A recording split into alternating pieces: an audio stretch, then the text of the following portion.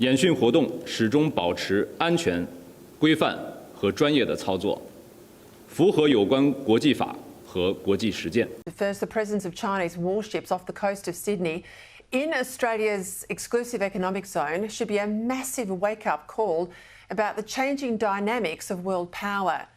The Albanese government insists the Chinese government's our friend, despite the $20 billion worth of trade sanction it imposed on us when we merely asked for an independent inquiry into the origins of COVID, despite the Chinese warship deliberately injuring Australian sailors, and despite this latest act of thinly concealed intimidation. And the fact that these warships engaged in a live fire exercise, not just once it seems, but twice, with the barest warning to aircraft and no notification to the Australian government. Well, all that should be a wake-up call about Communist China's determination to throw its weight around. Throughout our modern existence, Australia's security is rested on the strength of a benevolent superpower. First it was Britain, and then of course it's been America. The only time we've been seriously threatened thus far was in 1942, when a beleaguered Britain was unable to project sufficient power into our region. The then Prime Minister John Curtin famously looked to America for help. Well, now China is projecting power onto our doorstep, quite literally. And we've never been more alone, with a highly transactional US president and the promised AUKUS submarines at least a decade away. We need more ships and more planes now, with acquisitions drastically accelerated.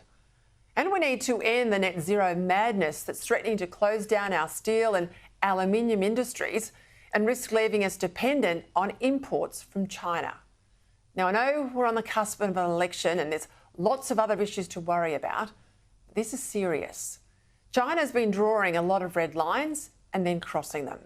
The problem for us is that our weak Prime Minister is letting them get away for it.